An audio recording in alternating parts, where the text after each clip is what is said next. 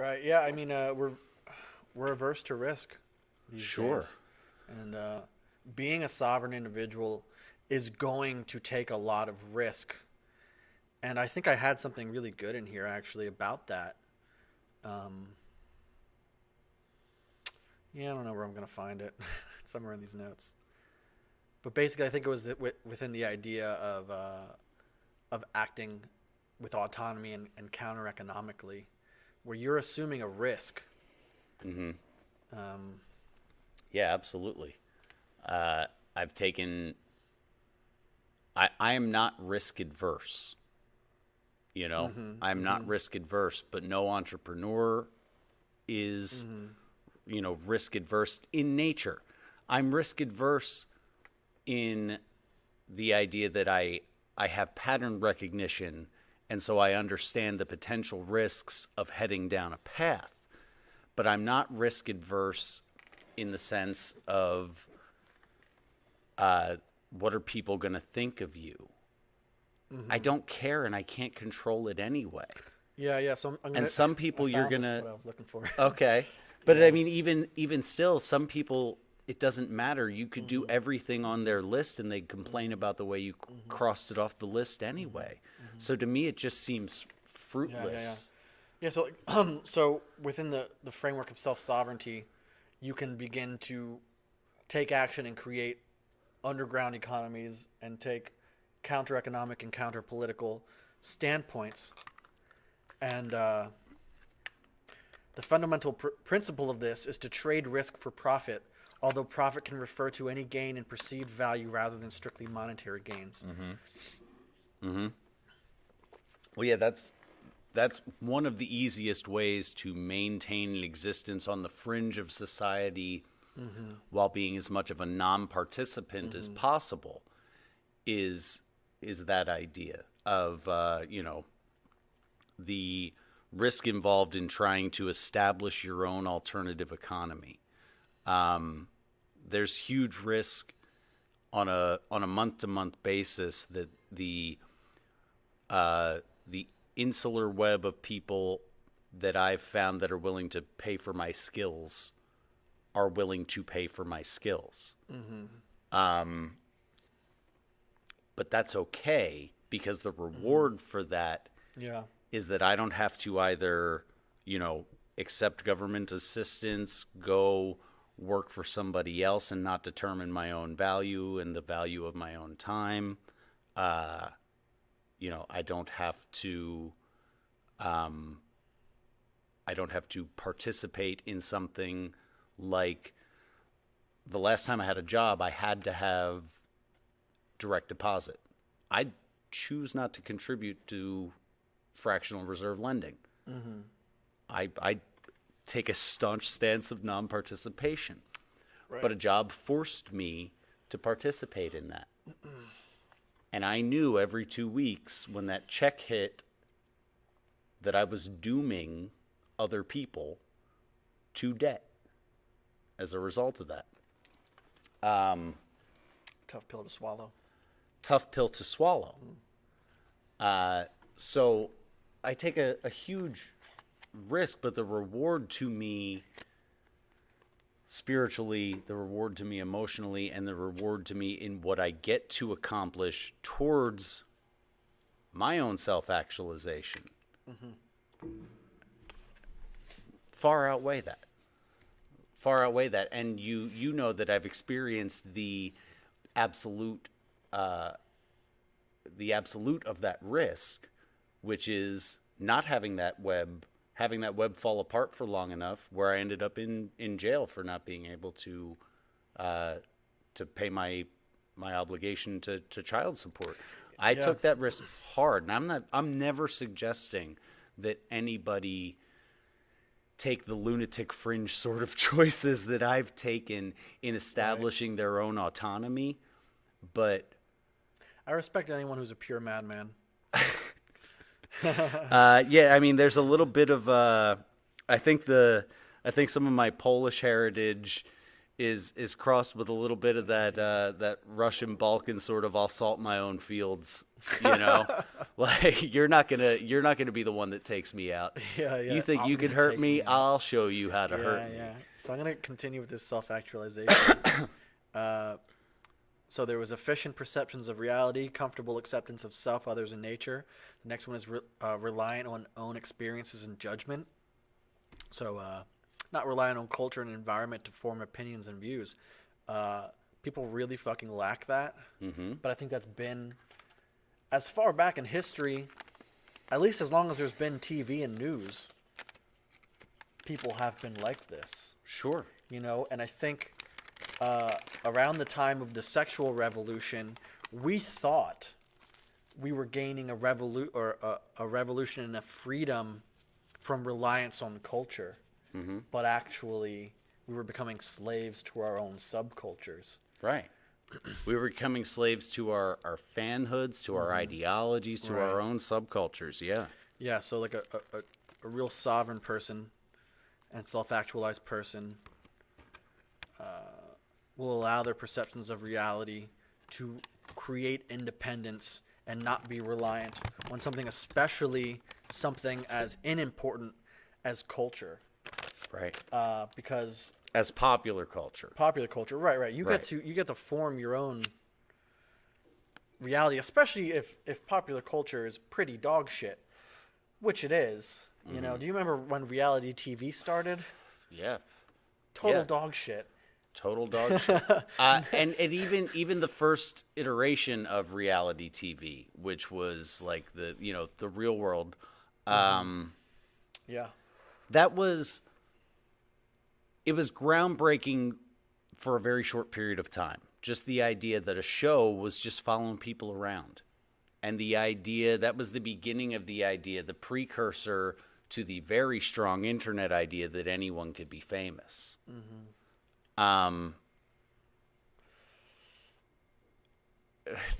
Mr. Pig says it was organized reality. We all know at this point Absolutely. that reality shows are Yes, anything but. reality TV should have quotes around the reality part. Sure. So, next on the list here, after efficient perceptions of reality, comfortable acceptance of self, others, and nature, reliant on own experiences and judgment, the next is spontaneous and natural, which is pretty gay. Spontaneous and natural. True to oneself rather than being how others want, which is a dope idea, Uh-huh. but it sounds pretty queer. It And kind of it's sounds because pretty queer. it's a part of it's a part of this self-actualization thing where people really subvert that. Spontaneous and natural. I'm just gonna Right. I'm just gonna hop. I'm just gonna go. My friend is taking a road trip, and yeah, I don't care that I have to pay rent in a home that I co-rent with friends. I'm just gonna leave them on the hook because I'm spontaneous and natural. Well, yes, there is that notion of it. There's also I think the more like naturalized notion of being spontaneous and natural would be, even though I have a boner for you, I'm not afraid to fart. You know? Cool, like, cool. Not you. I'm not saying I have a boner yeah, for you. okay. I'm just saying that to me is spontaneous Yeah, and natural. yeah. And that's part of self-assuredness and all of those sorts of things too. Yeah. Like not being afraid to fart in public is being spontaneous and natural, not like banging somebody on the hood of a car. Yeah. The next is task centering, which I think is pretty self-explanatory. Task centering. Focus Yeah. on your tasks. And it's key to the consistent behavior required to make decisions for yourself. Next is autonomy. Self-actualizers are free from reliance on external authorities or other people. They tend to be resourceful and independent. Absolutely, a part of sovereignty is being resourceful and independent. And independent does not mean being alone. Right. It means creating these counter-economic societies and communities, counter-economic communities with your friends and other people who love you so that you become independent from the teat. Mm-hmm. And it's also independence from methodology, independence from narrative, independence from all of those things. Independence from the notion of accreditation and whether or not that makes you valid. Yeah. There is a lot of tiers to that idea of You independence. must become informed of these things. There's so many people walking through life who don't become informed, or only become informed to a certain state, and then they don't challenge their information. Sure. So people watch Zeitgeist, the documentary, and they go, "Whoa, mind fucking blown." Self-included, yeah. But then they can just end it at that and Sure. never actually challenge the ideas that live within that, Sure. or the ideas that, or the lifestyle that they then spurn by watching some information or gaining information. Okay, next I want to ask you, do you have a continued freshness of appreciation? Yeah. Constantly renew appreciation of life's basic goods. A sunset or flower will be experienced as intensely time after time as it was the first. Innocence of vision like that of an artist or child. Well, I mean, I think that that's self-evident in the fact that not only do I compose music, but as you know, a good portion of the music I compose is lush, sentimental, instrumental music that's entirely based in a response to those sorts of emotional responses in life. Yes, Yes. I have that. I'm going to read two of these together. Profound interpersonal relationships and having few friends. I used to have a lot of acquaintances. Yeah. I think a lot of people live that way where they say they have a lot of friends, but really you just have a bunch of acquaintances, or like drug friends or car friends or sports friends. Or bar friends But or as whatever. soon as you leave the bar, as soon as you leave the sports team, you don't hear from these people again. So they weren't really your friends to begin with, and it wasn't a profound interpersonal relationship. Once you begin to have fewer friends, or vice versa, once you begin to have profound interpersonal relationships, once you have fewer friends, you will learn that the friends that you do have are true friends, and the interpersonal relationships you're having are much more profound, because you're also being honest with yourself and with the people that want to be your friend about whether or not you even want them around. Yeah. You can spend time with someone for like years or months, and they'll be like your go-to buddy, and then you kind of realize that they don't have your best interests at heart anyway. So it's time to just be honest and say, we're still homies, but I got shit to do. Sure. That's Mr. Do you mind if I piss again? No, not at all. Talk to Mr. Pink made an interesting point. You have a profound relationship when you find yourself wanting to do stuff for the other person. And I think that's a good point. And that doesn't necessarily have to mean, I'm going to bake you a cake, or I'm going to buy you a card, or I'm going to take you out to dinner. A lot of times that can literally be as simple as, I'm going to tell you the truth right now. Rather than just avoid it or not get into it or not poke the beehive or whatever. And in that sort of line of thinking, my idea of a profound relationship, and the relationships in my personal experience that I would consider to be profound, were where both of us were willing to upset the other's apple cart, but we weren't willing to do it unless we were willing to help them pick it up and rearrange it. And so a profound relationship to me is kind of centered, we'll find out, I guess, is kind of centered in the notion that you are doing things for each other, even when that thing you're doing for each other in a moment can seem like you're being hard on one another or whatever. Doing something for another person is sometimes, and I would say more often than we normally think, as simple as telling them the truth. This may be the part of the stream where we're a little self-helpy, but I'm helping myself, so I'm into it. Next up on the list here, and this is super fucking important in 2019, Okay. especially with the way censorship and all that shit is going, people Mm-hmm. controlling our viewpoints. Non-hostile sense of humor. This refers to the ability to laugh at oneself. Yeah. But it goes way beyond the ability to laugh at oneself. When people are taking humor as a confrontation. Right. Right. Let me think of what the fuck.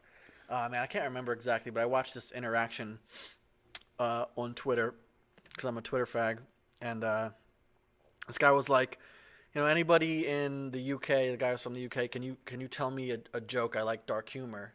And then the guy made a joke about black people, and the dude's half black, and he got all pissed off and was like, "Look, mate, blah blah blah, you're being a cunt right now." Let me And just- then everybody was like retweeting you. They're like, "You asked for this. Also, it was kind of funny. Don't be a bitch."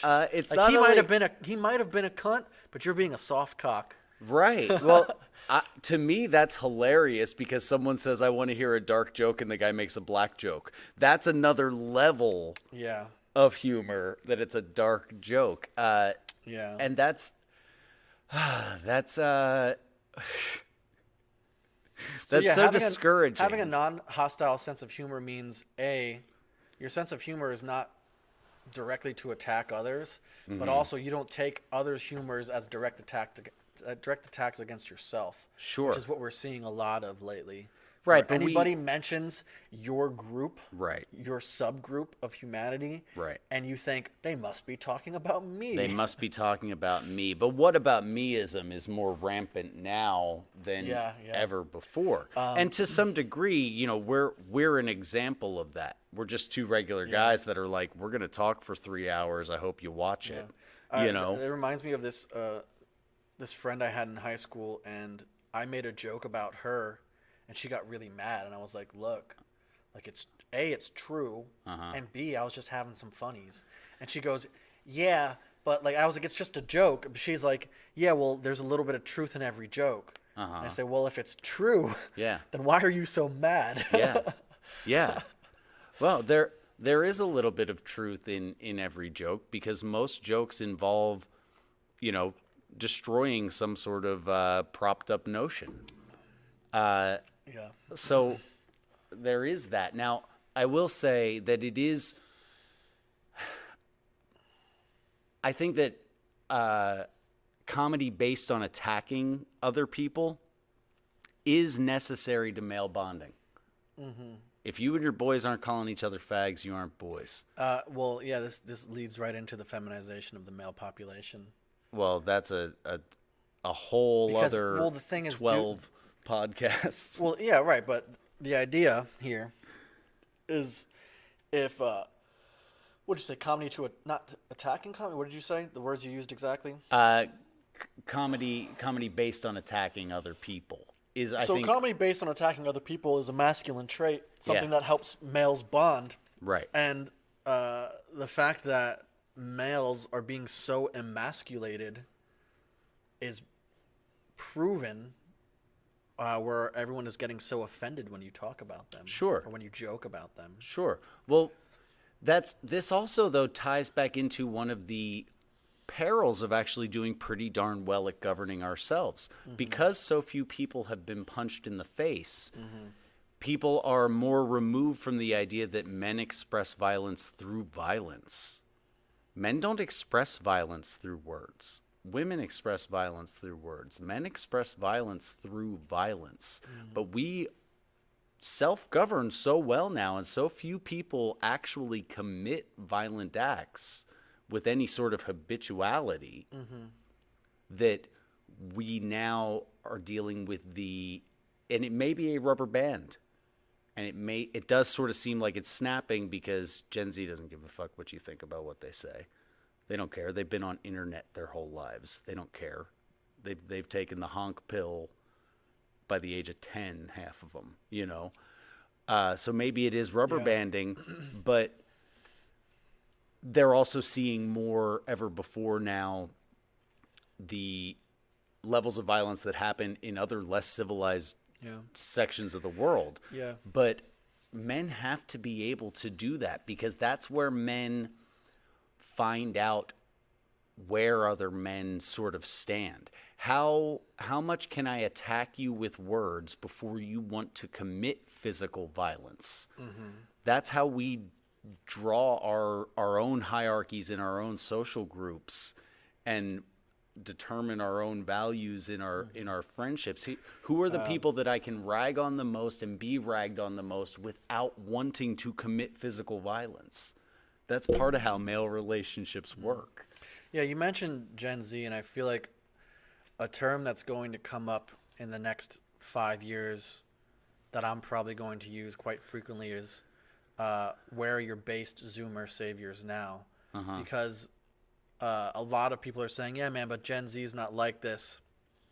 And I think whether or not for the most part they are, they still have that vocal minority. All the kids, Sure. all the kids who were at the March for Green New Deal were all Zoomers. They're all 18. Sure, 17, they still have the 16. same vocal minority, but the kids outside of the vocal minority are less susceptible to the pressure to capitulate to it.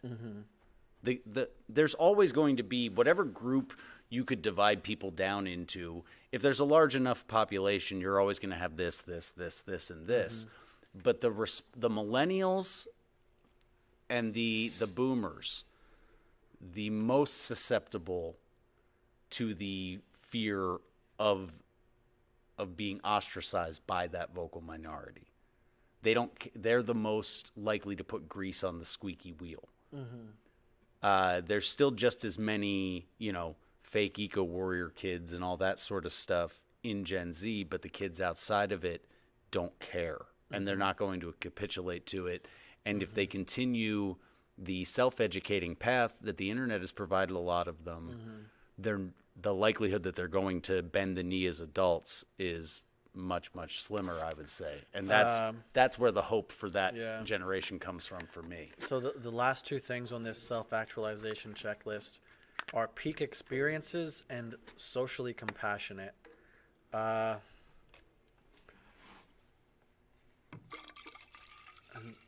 also pretty gay. What is the definition there? So peak experiences is all of Maslow's subjects reported the frequent occurrence of peak experiences or temporary moments of self-actualization. These occasions were marked by feelings of ecstasy, harmony, and deep meaning. Self-actualizers reported feeling at one with the universe, stronger and calmer than ever before, filled with light, beauty, goodness, and so forth. And then socially compassionate is defined as possessing humanity. And again, it's just examples of good traits in humanity being subverted, I think. Yeah. These peak experiences, there's so many false light workers, Reiki artists, girls with gems glued to their forehead, symbolizing a third eye. And they may actually believe their delusion. Absolutely. I mean, the willingness to believe delusion, I think, is one of humanity's greatest flaws. I think the willingness, not loving the truth, but that ties back into the efficient perception of reality. You can't love the truth if your own process of processing reality isn't efficient. Well, yeah. And I mean, the fact is, once you process reality, you become sensitive to the fake and dishonest, and you live an honest path. The experiences you have when you feel these moments of ecstasy, harmony, and meaning, they're actually going to be real. Right. Where I think a lot of that is substituted with basically drugs and partying. And dopamine hits from Instagram From whatever, likes and all of that stuff. That's a good point, right? Yeah. There's tons of dopamine hits, and that's why even myself, I turn off my Instagram notifications. I can't stand it not because they exist, but because I want likes. And you don't want to look forward to them. No, that's fucking gross. Yeah. So I have to turn that shit off. Yeah. So that I'm not looking at it because that just shows how deeply rooted in the human psyche it is to have social acceptance. But it's all just fucked up because it's not a community anymore. It's just Right. like an online presence. Well, and it's, there's a difference between I'm really good at shooting things, but this guy's really good at building things. I want to be accepted by him, so that I can shoot the things, but he can build the place to keep the things I shot till we eat them or whatever.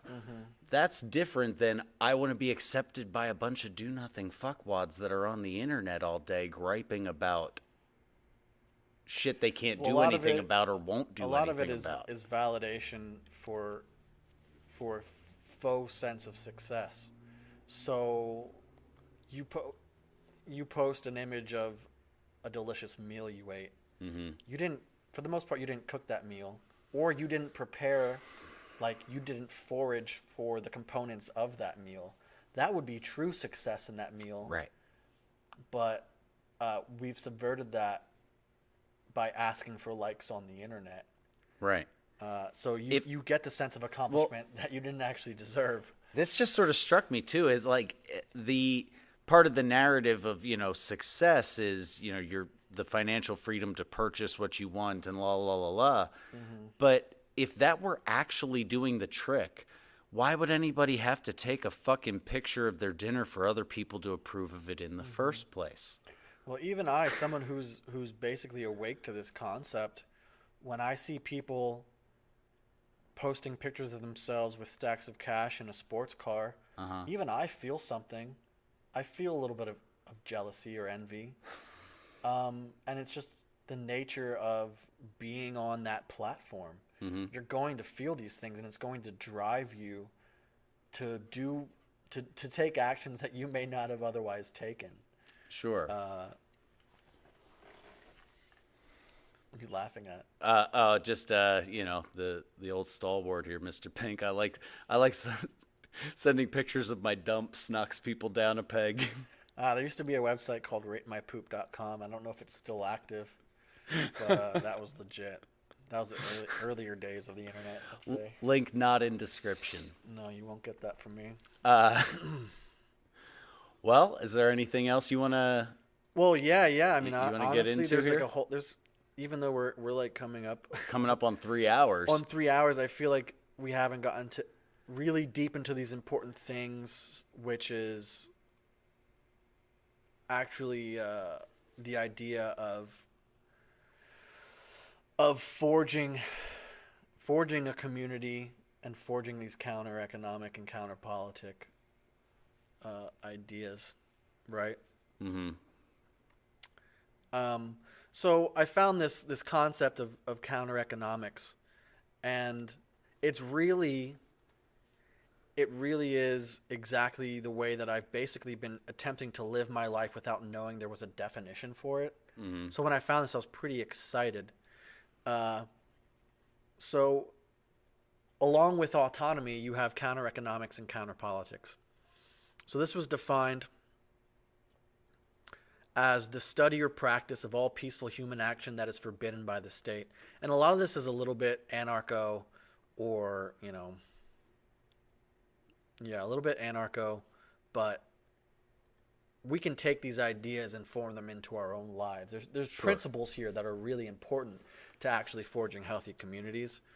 So if you don't mind, I'll just read this shit.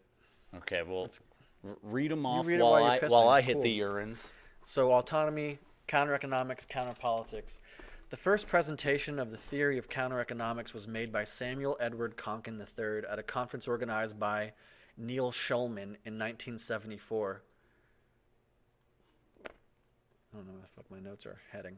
The correct method of achieving a voluntary society is through advocacy and growth of the underground economy, or quote-unquote black market. The counter-economy, as Konkin put it, until such a point that the state's perceived normal moral authority and outright power have been thoroughly undermined.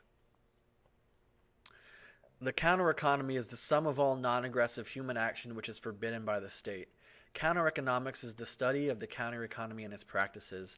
The counter economy includes the free market, the black market, the underground economy, all acts of civil and social disobedience, all acts of forbidden association, and anything else the state, which is social tyranny.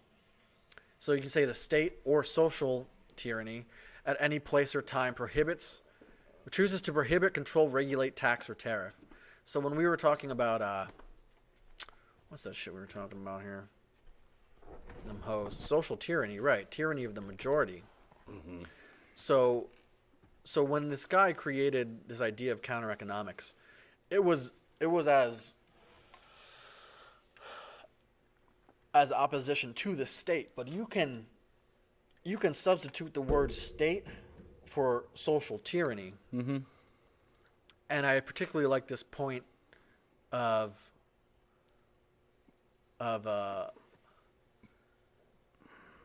all acts of forbidden association and anything else that the social tyranny at any place or time prohibits, right? So there are people that you're told you can't associate with. They've used poor language.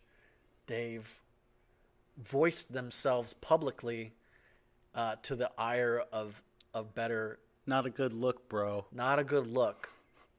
They used language that is told to us to be inappropriate. Mm-hmm. You should associate with these people, whether or not you agree with their ideas. Being loosely associated with someone does not mean you accept their beliefs, but it does mean that you accept their right to believe as they choose. Because if you don't support these people, Paul Joseph Watson, who the fuck else? Alex Jones. Gavin, Alex Jones, Owen Benjamin. Any of these people who've been thrown off social platforms, who've been removed from the banking system, if you don't support them now, this will happen to more and more people in the future. Mm-hmm. And it's sort of that idea of one of my principles, what really set me down this path as I got older. So I was like 11 when 9/11 happened, or 10 or something like that. So immediately after 9/11, you have the Patriot Act. So you have all of these information controls. You have all of this spying going on. And the common man will say, yeah, well, I have nothing to hide. But that's no fucking principle to live on. Right, but that should be the established notion. We have nothing to hide, so there's no reason for you to be watching us. Mm-hmm. Like, there's good in that notion because we are supposed to have nothing to hide. Mm-hmm. But that means there's no reason for anybody to watch us. Not that you shouldn't have a problem with people watching you. Mm-hmm. It means you should be willing to stand up and say, I have a problem with you watching me because the evidence of my existence shows that I don't have anything to hide. Yeah. Well, and since that point, we've seen greater and greater evidence that once you give any state or authority the ability to monitor your actions, they will continue to take more and more space from you. You will continue to lose more and more personal liberties. Correct. You can't get on a plane without your balls being touched or going through some weird machine that may or may not give you cancer if you go through it enough. But the level of intrusion in our lives does not equal the safety that they supposedly have given us.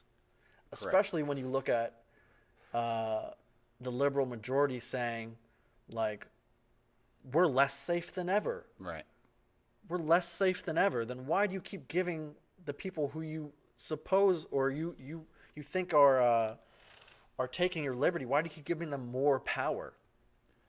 Right. But that's obviously a spin situation, but that whole idea of like where we have that place that is relatively safe, that's based on the merit of the work of your grandparents and great-grandparents and great-great-grandparents. That's why you have that space. That's why you have lights to be on. That's why you have all of that, and we veered so far from the way that they conducted themselves and the way that they lived and the value system that led them to a society that could operate like that. And so much of it was based in that counter community, counter economy. So much of it was absolutely based in that. That's why you're able to have a trusting, relatively nonviolent and safe society. And we're trying to do none of those, but somehow say that doing none of those things that they all did for forever to be able to provide that is still supposed to provide that. So, like, what we're doing and what other people that you're likely familiar with are doing are creating these counter economies by going around the systematic controls, by having a Patreon, having a PayPal, and then once those places shut you down, you got to get to alternative methods, which are like Subscribestar, which will be on. Cryptocurrencies, you can do donations through that. You can fucking mail people money in the mail. Yeah. Even removed from the idea of like content creation, because media content is one way that people can create a counter economy, but just fixing somebody's window is a way. Trade work is a way you can do that too. And one of the ways that I've managed to my level of non-participation, Right, is that since the end of 2015, I've worked for cash and cash only. yeah. Yeah, so counter economics allows for immediate self-liberation from status controls to whatever degree practical. Yeah. And that's, it's important to keep in mind that whatever is practical for your life, take that extra chance, and instead of using a large corporation to fix your gutters, fix them yourself, ask the neighbor's kid to fix them, or find a local business that will fix them, and you can forge relationships and keep the economy close knit. Well, and even in that way, on the rare occasions when I find myself with $10 or $20 that I can spend that I don't need directly for sustaining myself, the last time I spent money on things I didn't need was buying shirts off a band in a basement. Yeah, do you think that band paid taxes? Heck their t-shirts? no. Right, so that comes to this point here. By applying entrepreneurial logic to rationally decide which laws to discreetly break and when. So voluntary practices of counter economics there's some ideas here for you, and I'm not going to list them all because some of them are very illegal. But some things that we partake in ourselves are things like bartering and alternative currency use. So using cryptocurrencies, trading goods and services with your friends and family and your community, right, keeps all of these controls outside of the state. Mutual credit, which means taking loans from family members, from community members, people that you actually know and trust, and you have mutual goals in mind. So we've talked about this before, like a form of operating outside of banks for loans, right? And you had some good points. I don't quite remember them though. Well, one of them is the model that exists within the modern American house church model, where instead of going for loans, your assembly, your community works to get one another out of debt.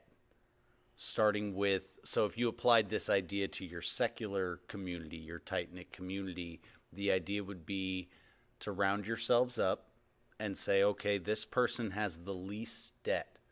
Let's liberate their debt payment that they're making without it infringing on their ability to sustain themselves. And now let's say their payments that they were making on this debt was $300 a month. Now, in return, they pay $300 a month towards getting that next person out of debt.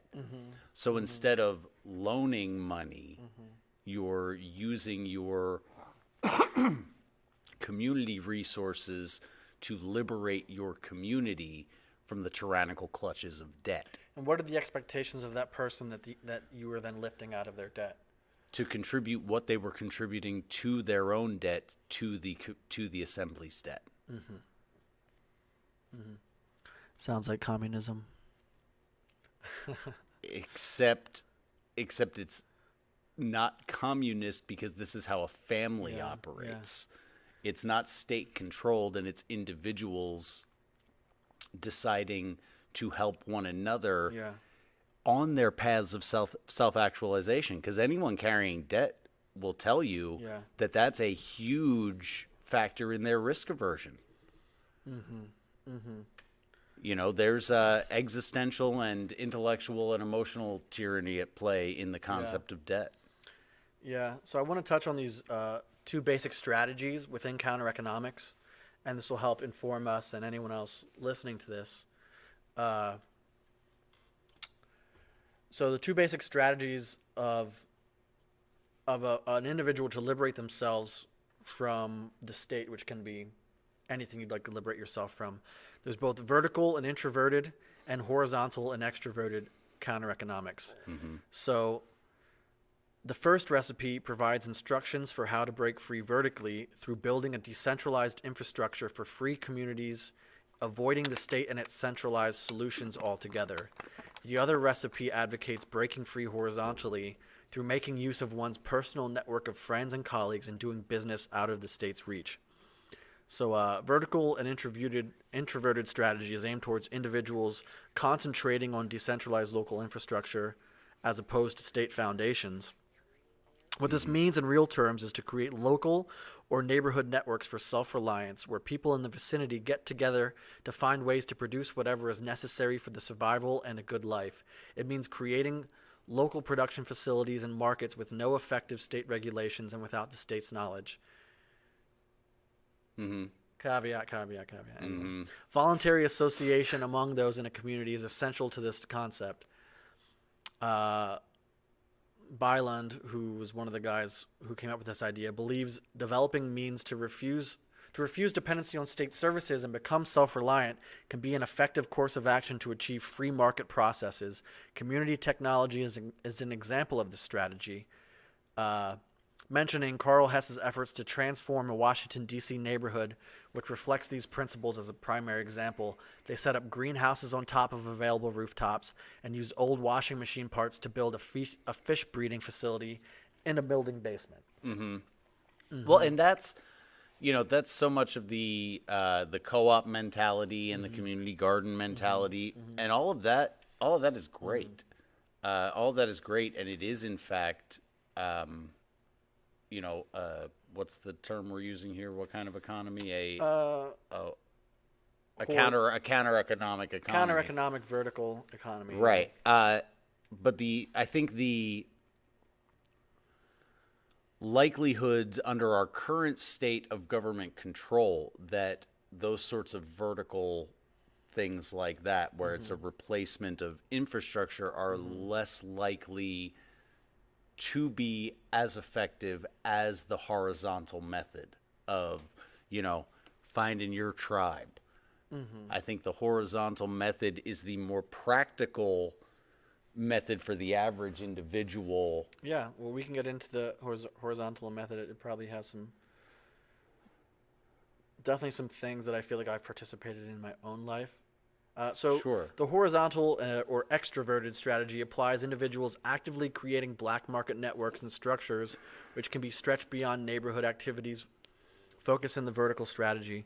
What it basically proposes is to trade with people you know and people who are recommended to you. This can be done at whatever scale one finds appropriate. Using available technology such as the internet for communication and money transactions. So, yeah, use the internet to communicate. VPNs, Tor, PGP encryption, anything that's outside of government status control.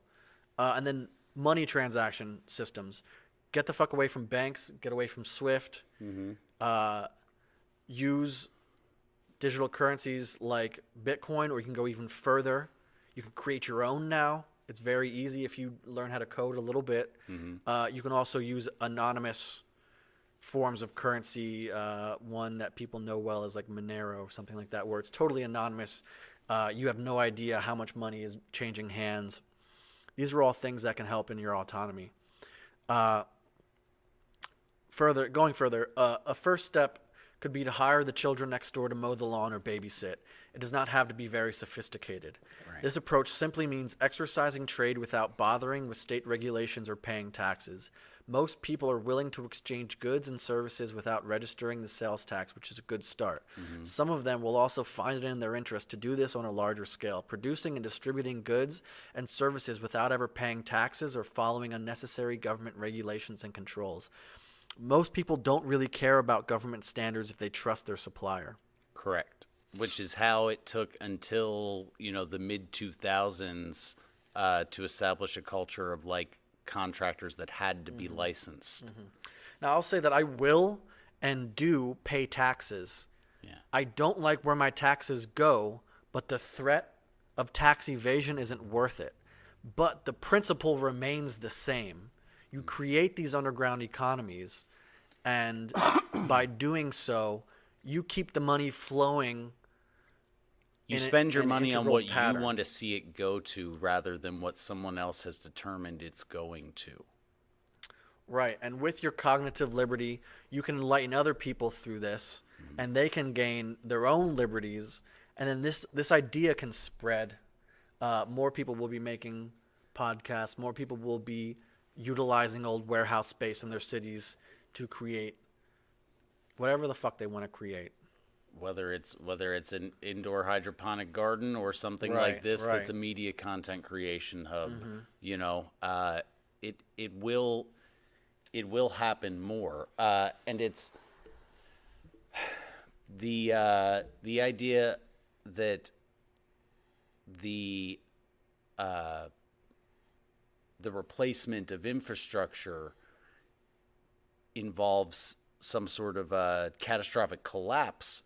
I don't think that those two things are actually exclusive to each other. If you build an alternative infrastructure that functions as it should, there is no collapse. The obsolescence of the old system doesn't come to a screeching halt and fall down on you. It simply phases out like other obsolescences. Right. That's part of the risk that goes into these counter economics. It's a hedge against those things happening, and when they do happen, you have some skills and community to survive an imminent collapse if you believe that'll happen. And even if that collapse never comes, you're much better off as an individual, as a sovereign person, and as a community by strengthening yourselves. And this idea really should be what's being pushed, I think, to any society or any subset of society that feels underrepresented. Like, act in your own best interests. You know what I mean? Like, there's so much evidence of pre-welfare black communities being very prosperous, and however they may have met their ends, the point is that they were keeping the money in-house. They were keeping the money amongst family and friends. And due to them having a strong community, they were less susceptible to infiltration. And the people that they decided to do business with and forge relationships with outside of their community, they had a better sense of who they wanted to do business with. Insular economies create sellers markets where you pick the work you want. If you're going to accept work from outside of your community, there's a list of criteria it has to meet for you. That's what that sort of in-group preference will create that's lacking in the current economic infrastructure.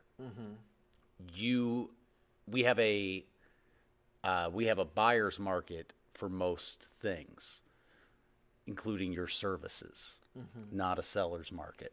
You know, Correct, right. And so the Right. widespread global economic yeah. situations, Yeah. they detract from the possibility of you being able to choose your work like a sovereign person would. A good example of this that we got to basically see happen in real time, and I wish I had some documentation to back this up because I don't exactly have firsthand knowledge, but there have been black economies and gray economies around marijuana since the 1960s, since the 1950s. And as social trends changed, the government decided that it was better for them to regulate this economy than to try to persecute this economy. And people thought that was a good idea because it seemed like a mitigation of risk. But what ended up happening in Colorado and California and Oregon is it went from a seller's economy into a buyer's economy, and the amount of competition and the amount of people who are afraid for their livelihoods basically crashed the market. And that green rush then resulted in corporations filling the void where once your mom and pop individuals were running the show. And, you know, there's positive and negative takeaways from that. But even in Pennsylvania, where it's a medically licensed state to sell marijuana, the quality is lower, the price is higher, the taxes are going and being controlled by a state that we don't even trust, all for a little bit of freedom or risk mitigation. Right. And I think that at the end of the day, maybe people made that decision also because they didn't think past the end of their nose and just wanted to get stoned without being persecuted. Sure. Which is all good and dandy, but it doesn't create strong communities. And I think now there's even a danger of something that is and was a strong counter economy and something that actually uplifted people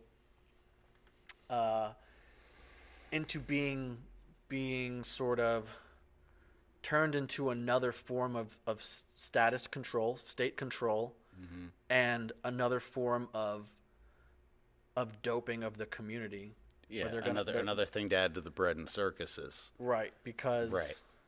Well, I think that marijuana and mind-altering substances in general, drugs in general, are a different beast because they're new infrastructures in a sense.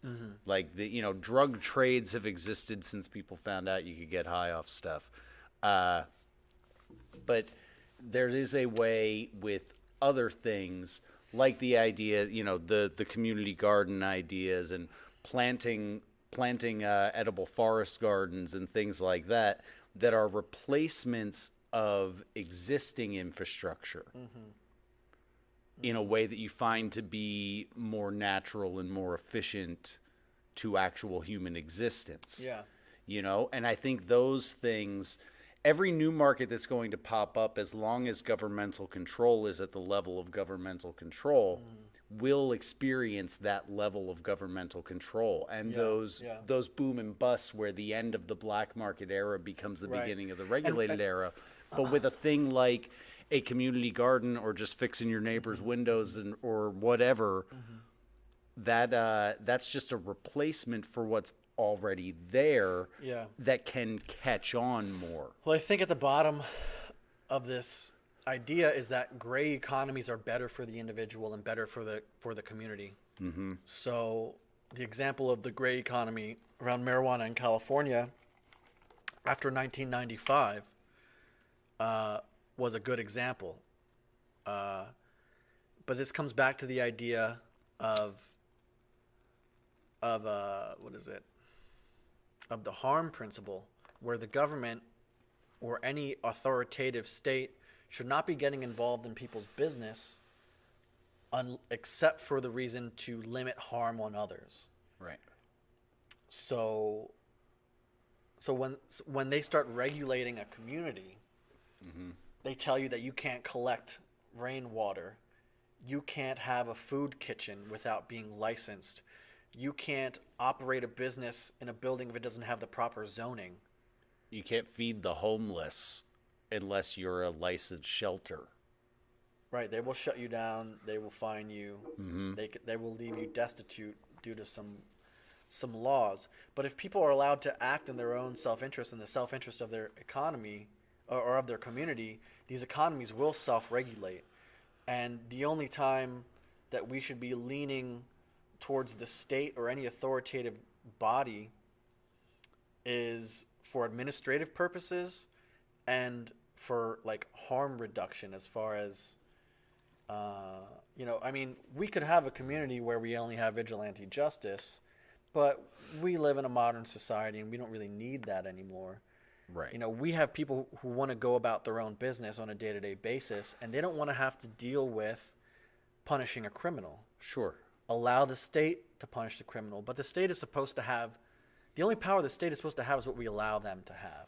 Right. And like that's been totally subverted and flipped, where now the only power we have is what the state allows us to have. Totally What it wacky, allows us totally to have, backwards. and when and what it decides we have it within. Yeah, it's an absolute flipping. But I will say it's kind of like a group project in the sense that it's a game of numbers. Even in a group project in school, there's 4 of you, and one of you is going to be the doer. Yeah. And this is tying back to me to what I said at the beginning, where I honestly think you're born into an autonomous mindset. You're born into a sovereign a sovereign mindset. So when there's a couple thousand people at the beginning of the establishment of a country, right? The impact of the 5 dozen that are really go-getters and are willing to do something is huge. It's absolutely huge. Now, in the not completely unique, but in the certainly unique situation of America, where everyone who founded this country had a far lower level of risk aversion than most other people, because they got on a 2-month-long boat ride to try some shit out. for death. We won't even go to a pizza place now unless we can find a place with 52 Yelp reviews of at least a 3-star rating. And these people got on a boat for 2 months to find out some shit they heard.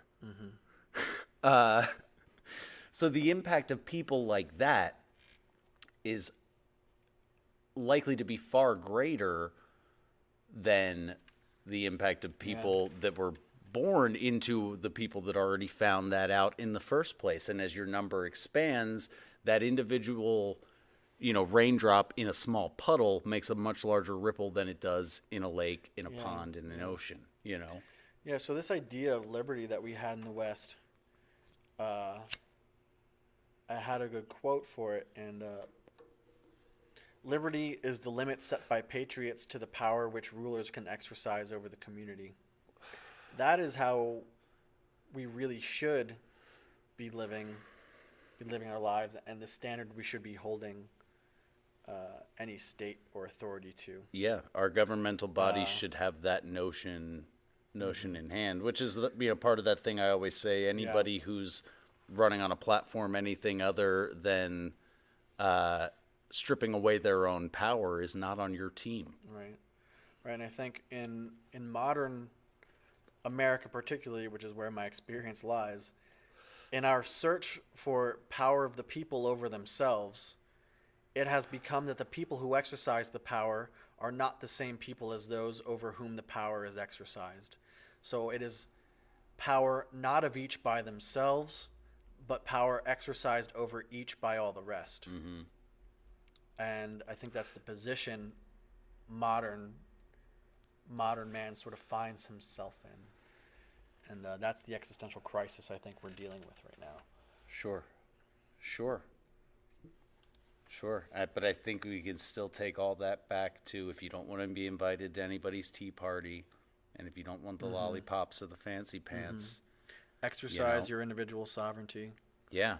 And Any what's way you so can. funny, it's so it seems very simple to me. If I look out at the people that are saying you have to do this, you have to do this, you have to do this, and I look at them and say, do I want to be them? The answer is always no. Every time. I don't want to be these people, so why do I care what they say I should be doing? I don't want to be you. What do you matter? But so much of our, our expanse as a population is it's that much easier to be lost in the crowd and lost in the shuffle and not know what you are or what you want to be, and to see something else and latch onto it and think that you have to want to be that. But it's simply not the case. I haven't caught on fire in a very long time. I was working when I caught on fire. I haven't just spontaneously combusted. I haven't disintegrated. And it's so much of that, like self-assuredness was that notion that I don't want to be these people. I want to be me. If I could build a companion, I'd build another me. I generally don't want to be around other people, but I'd hang out with another me who had a set of different experiences, but the same sort of mindset of how they approach experiences, you know? You love yourself. Yeah. I forgot to mention this earlier, but I thought it was kind of important, and I wish I had remembered. But so when I was writing about social tyranny, I said social tyranny, while not normally upholding extreme penalties like incarceration or capital punishment or death, it penetrates into the details of life, leaving few, if any, means of escape. Right. Right. And that is the evil of social tyranny as opposed to tyranny of even the state. Right. Yes, the state can lock you up, but social tyranny can deperson you. Can deperson you and lock you into a pattern of behavior that's worse than prison. Yeah. That's worse than prison, and I can say that from the standpoint of someone who's lived under the threat of the cage and someone who's lived in the cage.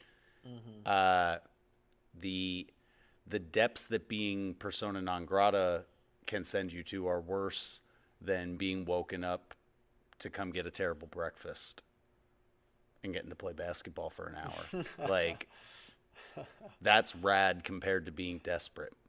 Yeah. Yeah. Yeah, I'm pretty content with I think we so far. what do you think? You think we touched the bases you want to touch? Did we? Yeah, so we've gone through everything that I wanted to talk about, and I haven't had any new thoughts. Okay. Well, then I guess we can We say forgot to shout out our other shit in the beginning because we had a little technical difficulty. sure. So we might as well do that now. Just definitely subscribe to us. Find us on, where the fuck are we? We're on Gab. We're on Twitter. We're on Minds. Support alternative media wherever you can. If you don't like what people say, just ignore them. Yeah.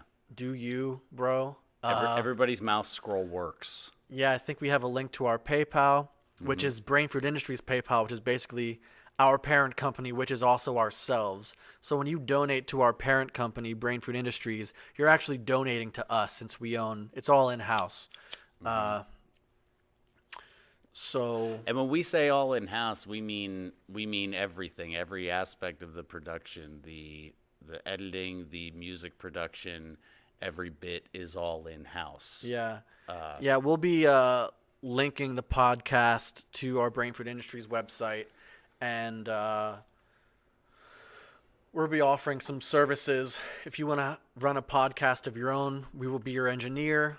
You can use the space.